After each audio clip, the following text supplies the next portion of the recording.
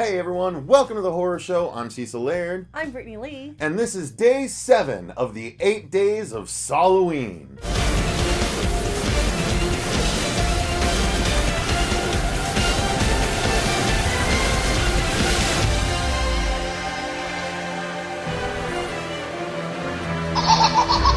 I want to play a game. Which of course means that we are going to be reviewing Saw 3D, aka Saw the Final Chapter, as it is known on Netflix or on some DVD cases. But yeah, we put in our DVD and it was Saw 3D in the credits, so that's what I'm going to call it.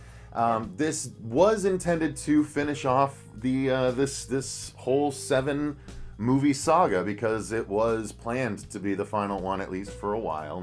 Never indefinitely. Never say final in any horror instance. Yeah. Ever. Yeah, because Jason, it was number 4 that was the final chapter, and then they went on to make like 8 more. Yeah, never call anything. So yeah, it never works out to be the actual final, but as is proven yet again here with Saw 7. Yeah, we're going to do this like usual, guys. We're going to talk about our overall thoughts, talk about the acting, the effects, aka the gore, and probably a bit of the music. So let's jump into it. So Britt, why don't you go first this time and say overall, how did you like it? Overall, I thought it was pretty good.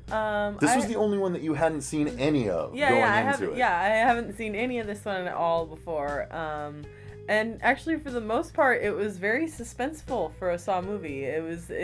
You really actually felt almost invested in these characters, even though you didn't really like them. Mm-hmm. You didn't really like them. You didn't care that they were going to die. It's just these moments were so intense that you're just like, oh my gosh, they're going through so much just to die. Like, jeez. Now, do you think that that's because of this movie, or do you think that's the way it was the first time you saw the rest of them as well? No, not with all of them. Some of them. Some of them, okay. But not all of them. I know the like crawl through the heat maze from the last one was pretty intense. That was intense, especially the first time around. That was intense the second time around. Yeah. But that was intense especially the first time around. What I liked about this one that I don't think we've really had much of in the previous ones is this one was happening in real time. Yeah. Everything was happening in real time. Nothing Finally. was like, except for that one scene. We have the one scene, but of course we had to have the one scene because we had to have the connection made. So, but everything was happening in real time, and I was like, oh my gosh, that's so refreshing. And it did pick up literally right where the last one left off. Yes, it did. With Detective Dickhead Pouty Lips and Jill Tuck having just put him into a newer version of the original Saw mouthtrap. But he gets out of it at the end of the last one and rips his face out of it essentially before it explodes fully and gets part of his, right cheek torn away. And it picks up right where that, left off with Jill, right outside the door, but she sees he gets away, so she's trying to run and hide, but she can't find a place to go, and he's like coming after her, but she does end up getting away. She does get away. And then a new game starts. However, before that, we do start with, in my opinion, what might have been the best opening to any of the more recent Saw entries. It was very interesting and very outside of the normal pattern for Jigsaw. Because usually his puzzles are for the people themselves. They're very intimate. Yeah, they're very intimate. And this was intimate, but very public. It was a public betrayal of intimacy, public really. Betrayal of intimacy. Yeah. So yeah, it's 2 dudes on like a seesaw sort of thing where there's saws right in front of them and they can sort of push them back and forth. To each other. And they're in a glass container in the middle of this public sector of some random city. Some kind of town square or something. Yeah, and then the video comes on. It's like, hi, whatever your names are. I want to play a game. Above you sits a woman you both love, and very toxic woman. Very toxic woman, and it reveals there's a woman suspended above an even bigger saw right in the middle.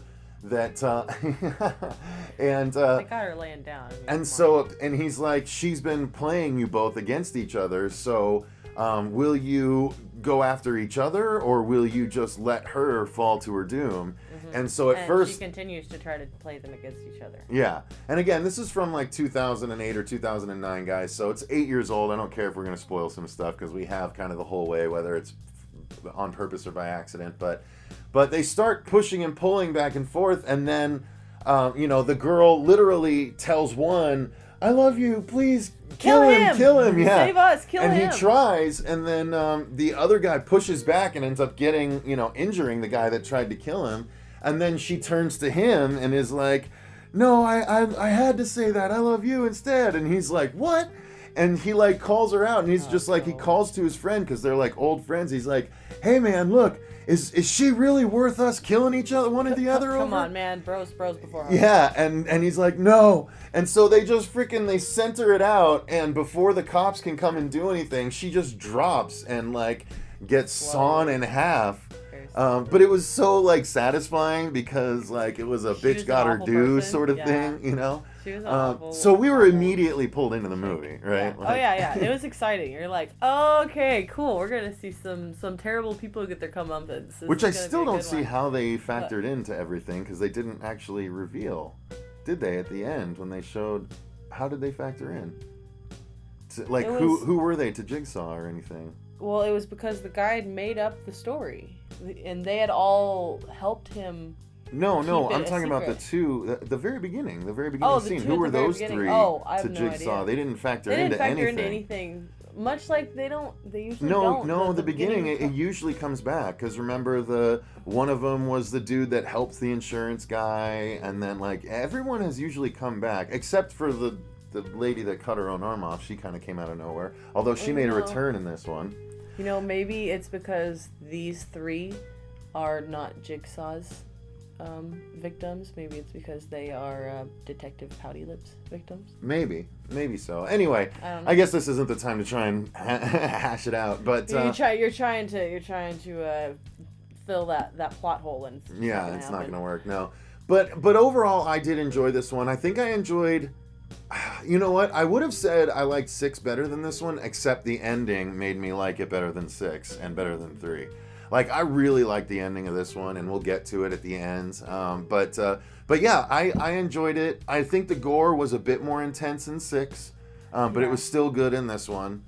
And not as much of it as there was. I think all the traps were much more suspenseful than in 6. And 1 was particularly hard to watch for me. Oh, dude, that was so messed up. Oh, man. I'm like, of all the people to get that messed up of a death, that was just wrong. Well, I don't even know if we're talking about the same thing. Oh, maybe we're not. So, what were you talking about? Well, we'll get to it. We'll get to it when we start talking about the gore. But yeah, so overall, I enjoyed it. The acting was, the acting. It wasn't chock full of like bad people. Actually, I thought everyone played their roles pretty well. And Detective Dickhead Pouty Lips was still Detective Dickhead Pouty Lips. And Jill Tuck, although Jill Tuck kind of took a turn, she was a lot sort of stronger, I thought, in the earlier episodes, and she became like a running mouse in this one. Yeah, she did seem really kind of like she degraded her character. Yeah, actually, and thinking about it now, they really did, because she was badass mystery lady in the earlier ones, like, how much do I actually know about this whole Jigsaw thing? And now she's just like... Yeah, now she's literally, please don't kill me, damsel in distress the whole time. Yeah, that was a bummer. Yeah. But, well, anyway, again, we'll get to the gore. So yeah. That one. The acting was pretty good. It was pretty good. There's no Oscar performances in the movie, but it was all passable for what it was. It was all very good for what it is, and it's a good. You know what? I'm just gonna stop because I can't find the words to say what I'm trying to say. And... Now, let's jump into the story. We kind of skipped over that. The main story. Not only is it Detective Pouty Lips trying to tie up all of his loose ends pretty much the whole movie. Mm-hmm. But the people with the traps this time, it's once again the scenario where it's one person walking from trap to trap where someone else is there and he's having to help somehow. But basically it's him saving or killing these people. No. And No, he doesn't. If he doesn't he get doesn't to them in save them in time, they time, die. But yeah. he doesn't kill them. Well, he doesn't kill them, but it's the usual Jigsaw setup. Yeah. But it's less so than the last. Like the last one was literally they're forcing someone to die if they he chose one or the other and someone died. That's true. That was so it's less up. like that, Yeah. But one anyway, is trying to save everyone. yeah, he's trying to save everyone. But anyway, it's a guy. We start off with this guy who's running a book tour called I Survive, which is actually the name of the book. I Survivor was the name of the book in Victor Crowley that the Asian guy was writing. I Survived? I thought it was just Survive. This was just Survived? Okay, so the other one was Survive. I thought it was like an acronym kind of thing. You're right, it was. Survive, Yeah, because there was dots. There were you're dots right. in between each You're letter. right. But it's very close because the other one was Yeah. I Survivor. Oh. Again, written. Yeah. But anyway, so this guy is a supposed ex-victim, a survivor of Jigsaw. And we're all sitting there going, Yeah, because I was like, we've seen all of Jigsaw's victims, haven't we? Like, all there's, two of us are I don't like- remember this guy. But then again, they did show like he was part of a Jigsaw survivor group, but most of the other people in that group were people that had survived from past movies that we saw. All those people, were people we'd seen in past movies. Which is cool. So there's this one guy who's out of place, who's trying to be a motivational speaker and clearly trying to cash in on his story. And very quickly he is taken by Pigface Man, who I guess was Detective Pouty Lips. Pouty Lips, dick. Dickhead. Dickhead Pouty Lips. But yeah, so he gets taken and he wakes up, and it turns out that all of the people helping him along the way, his publicist, his best friend, someone else that were his lawyer, all three people, it turns out know the fact that he was lying. He's a liar. Yeah, he's lying. He never actually went up against Jigsaw, and the first clue he gets to know that it's because of this is he finds one of his books and he opens it up and it's signed by him to it flashes back and it shows that it was actually Tobin Bell as Jigsaw kind of going to a book signing and sort of indirectly confronting him, saying, how do you feel that you're a liar? You don't get yours because Jigsaw gets everybody. Exactly. So that's how he knew about this guy, and this was apparently another latent plan from Jigsaw himself. And so he has to go through, and all of these people that knew the truth that were helping him make a buck are in the traps. And they were also making a buck themselves. They weren't just helping this guy come, get over on the world. They all got there. The only one that wasn't in on it was his wife, who was a woman he met along the way and fell in love with, and they had like this actual thing. So it starts off, this guy sees that his wife is in jeopardy in another room on a chain on some kind of weird platform, and so he knows that to get to her, he has to follow Jigsaw's game, and so one by one he encounters his people and tries to save them, but in horrific ways. It doesn't always work out the best. Oh yeah. And so that he has to try and get to his wife and save her. Meanwhile, the Detective Dickhead B story is weaving in and out, and it all climaxes at the end, which again we'll get to. But it was a good way to wrap up the big 7 movie story, I thought. Yeah. Again, I think 4 and 5 were dumb and pointless, but they did help us get here, I guess. 4 and 5, I remember seeing, going, what? Like, I mean, the deaths were cool, like, it was 4, right? No, that was 3. Damn it. The deaths were cool, don't get me wrong. All the deaths were always cool, and it was always like, but I'm like watching the story going, why? Why do we care? But this one, not so much. This one, no, you're like, oh. Yeah, this one was way more interesting and suspenseful. This one was much more suspenseful than I think any of the other ones have been, except for maybe the second one, because you have the whole thing with that detective at the time and his son, and you're just like, oh man, is this gonna work? Like, is this like, you have that tension the whole time? But this is like, it was a whole different kind of tension. So what did you think of the gore in this one, though?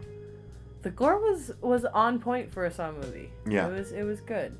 What I thought was kind of weird was their consistency of blood. their blood consistency seemed to be Yeah, very... that's kind of true. But I guess they were trying to go for different wounds yield different blood sprays, spurts, gushes. I didn't don't like know. a lot of their blood coloring and the way it moved. Yeah. I think they've done It flowed a lot too better. freely in Yeah, it some did. parts, especially at the very end. Yeah, with the head wound. yeah. I didn't like that, and it wasn't dark enough. No, it was too red. It was too red. Yeah, I know which one you're talking that about. was frustrating. Well, but- let's transition into it because obviously we liked this one. Well, the music was actually they leaned off of the Zepp overture. It did. barely came in at the very, very end, and it wasn't even like it was just punctuating something else. So I actually think that did a disservice to the film. I thought the music needs to be there. You got to have the Saw build up for the reveal, but I don't know. Maybe that's just me trying to stick with tradition. But the music didn't really stand out other than that. No, the music didn't stand out to me a lot. In fact, when you were like, let's talk about the music, I was like, yeah, let's talk. I just wanted to mention that part at the end that they held back on the Zepp did, overture yeah. when they They leaned did. on it the first 6 movies. You know, Yeah. seemed like a weird choice on the final chapter. But I do want to spoil stuff right now. So real quick, you guys, if you don't want to know the spoilers of this, turn away. But we're gonna talk about the gore itself, what the traps were and things, the ones that we liked. Because that could be considered spoilers, and then I want to talk about the ending for sure. Yeah. But the trap that I was referring to being painful to watch was the Fishhook Trap. I Oh, thought, yeah, that was pretty oh my bad. God! So he had tied a fishing or a thin rope to a fishing hook and a key right above the fishing hook, and it was shoved down into the stomach of the PR lady. Yeah. Who was in a chair that had 4 poles coming right at her throat in order to silence her forever. And in order to try and beat the timer, he had to try and pull the key out of her through her mouth. And if she screamed, there were pins would come mechanisms that would listen. Yeah, and they were listening to the decibels. the decibel level, if it got too high, the poles would come in. And so, but he has to literally pull a fish hook up out of her while it's ripping up her insides. And Yeah, he gets hung up on stuff, and it's like He keeps trying to make her shut up, and yeah, he tries to keep her quiet. Oh man, it was Dude, so harsh. if that was me, I'm looking at that going, these 4 things are gonna come at me all at once, right? Real fast. Yeah, just stand back, go into the next room, and just let me die. This is gonna be so much better than the no. I don't wanna have you rip up my freaking esophagus and have me spit up blood trying to follow your ass around for what? An hour?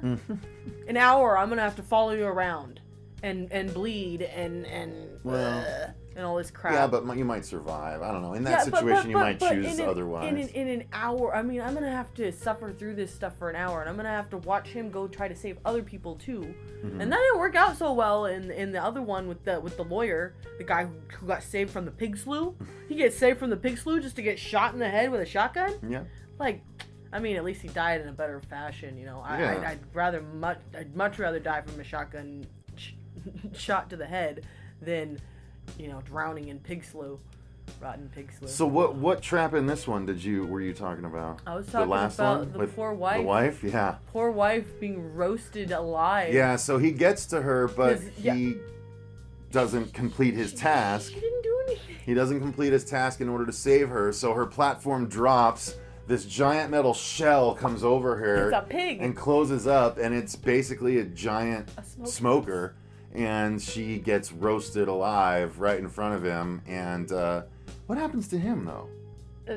Nothing happened to him that they showed. He He was just he was collapsed, electrocuting right? himself because he's trying to get to her. Right, but he just collapsed. But He yeah. didn't actually No, get nothing. killed or anything? No, because the dumbass took freaking 90 seconds to pull himself up to Well, the top. again, you're talking like it would be so easy to do. Well, when you're sitting there looking at the woman you supposedly love more than anything in the world. But maybe if he pulled too fast, it would rip him out, and he knew that because you're not meant to be suspended by your pectoral muscles.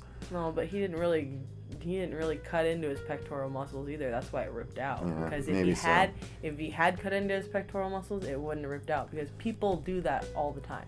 People hang themselves from their skin all the time. But they don't try and hoist themselves for a good 30 feet after that from those hooks. No, but they'll hang for hours on end. Yeah.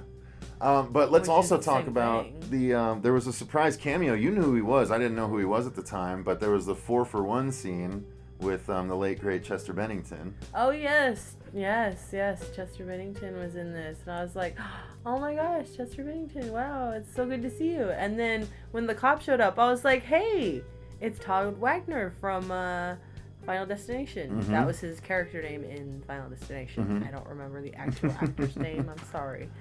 But I was like, hey, that's so cool. And he's like, what? I'm like, this guy. I'm like, do you remember Final Destination? He's like, yeah, kind of. I'm like, this is the guy who died in the bathtub. Yeah, I mean, why wouldn't I remember that from 2000? Jeez. This is one of my favorite horror movies. It's but I They like. ruined it. I think about Devon Sawa, but anyway. But yeah, so it's this was that was the 4 for 1. You know, he has to try and rip his back skin off that's been glued to the seat. But he doesn't succeed, and the car drops on his girlfriend, rolls over her face. Smashes her head, rolls over her face, and her whole body. And then the friend tied from behind gets his arms and bottom jaw yanked off. And then he smashes into the other one of his crew before hitting another car and flying through the windshield himself. It was like the Rube Goldberg of Saw machines. That was literally what they were doing. And it was really cool to see that they had like a whole multiple death Rube Goldberg Saw machine. But the last thing I really wanted to talk about is the ending, which I thought was so cool. Because the other thing they showed you right at the very beginning is they went all the way back to the first movie and they showed you what happened when Dr. Gordon left after he sawed his foot off at the end of the first movie. Through the following 5 movies, they never touched on what happened to Dr. Gordon. Finally get the satisfaction of knowing what happened to Dr. Gordon. Right. So after Detective Pouty Lips actually does catch up with Jill, and he not only puts her in a trap, but he doesn't grab the same mouth trap that she tried to give him. He like goes down the line and grabs the original one that Amanda survived from the very first one. He puts it on her, he sets the timer, and then he just sits and watches while she struggles, and then it pops. We see it open Jill's face up in the middle, and then she like drops down and like her tongue just falls out of her mouth. It was really cool. But man, that was really cool. And then so he thinks he's gonna get away, but as he's leaving, he gets jumped by 3 people in pig masks. 3 pig masks, which, if you know Jigsaw coming out soon, it says that one of the taglines is "Become Jigsaw," and I know there were multiple people in pig masks in the trailer. So we see 3 people in pig masks, and they, I think tase him or knock him down, and so Detective Pouty Lips is on the ground. Oh no, they stick him with a syringe. With the syringe, yeah. And then the guy in front of him pulls off his mask, and it's Dr. Gordon. Dr. Gordon. Yeah, and then we get a flashback, and we show that what happened after Dr. Gordon got out was Jigsaw came to him and he said, "Congratulations, Dr. Gordon, you survived." And then he not only helped him, because Dr. Gordon, he was bleeding out, he found a searing hot pipe when he left, and he cauterized his own leg wound, again, being the doctor. And so Jigsaw nurses him back to health, gets a leg, like a false, leg and foot, and attaches, the prosthetic to him. And then from then on, Dr. Gordon is a very prominent character behind the scenes. So in all the movies, all the times that any of the characters had like a key sewn into them, or the guy with the key in his eyeball, or anything that happened to these people surgically was Dr. Gordon that did it. It was so fucking cool. And then he not only did that, but he said he left a tape for Dr. Gordon saying, "If anything ever happens to Jill, I need you to take swift action on my behalf." And that's what he was doing. So we didn't see what he did with Detective Pouty Lips, right? Oh, he took Detective Pouty Lips. Oh yeah, we did. Back to his room. Back to the original room where he passed. Oh, that's right. That's right. And he chained him up on the far side of the room next to the mummified dude who lost the key in the very first scene in the very first Saw. But there's also the 2 dead people from like the. I'm sorry. It's okay. And then he tried to grab the saw from the ground, and he was like, You don't get to escape the way I escaped. That's not gonna happen. So he throws it at us. Jeez, you didn't even set it up or anything. I know. Blew through it. I know. I You'll was gonna say skip over it. You'll skip over what I said, and you'll fix it. I was gonna say that there were 2 other bodies in there from the 4. other one where they went back to that room, which was I think 3, was it, or 4? There was the guy. It was the prisoners, right? Who tried to cut his own. Yeah, he actually did. He cut his own back of his neck off. Yeah, the back of his neck off. It was that guy. That guy was there. And they were all mummified even further. Yeah, and he looks over disgustedly at his dead foot. Yeah, he sees his gross shriveled up foot. That's the man I used to be. This is the man I am. That man's dead. But yeah, it was really funny because again, this was Saw 3D, and he picks up the saw just out of the guy's reach, and he's like, no. And yeah, he does throw it, and it cuts, so the saw comes flying right at the camera. If it was in 3D, it would have flown right at you. I'm like, okay, so to end Saw, they're throwing a saw at the audience. I was like, oh boy, ham-fisted. But it does end with Dr. Gordon, saying game over. And then shutting the door on Detective Dickhead Pouty Lips. They love to do. Like we thought Detective Dickhead Pouty Lips did to Jill. Right, exactly. But there was no post-credit scene like there was at the end of 6, which they never referred to. Yes. I don't know if we actually mentioned it in the review, but there was a post-credits in part 6 where it showed Amanda way back before she died in 3 going up to a little girl that was in a cell saying, don't trust the man who saves you. I guess it was just a way to say, hey, yeah, you shouldn't trust Detective Pouty Lips. We already we all already knew that. Yeah. I think it was just a way of saying that, hey, even though Detective Pouty Lips saved this little girl, she knew too. Yeah, I don't know. Like, I don't know why that was like a peace of mind for everyone or something, but I don't know. Nonetheless, that's going to do it for our review of Saw 3D, aka Saw, the final chapter. Let us know in the comments. Yeah. 7? Yeah, exactly. Let us know in the comments down below what you guys thought of this one. If you liked it, if you haven't seen it, will you go back and watch it? And what are your predictions for Jigsaw? We don't really have time to talk about our predictions, so you'll just see tomorrow when we present our review of the brand new Jigsaw movie. Thanks very much for joining us for day 7 of the 8 Days of SAWlloween. I've been Cecil Laird. I'm Brittini Lee. And remember, stay scared.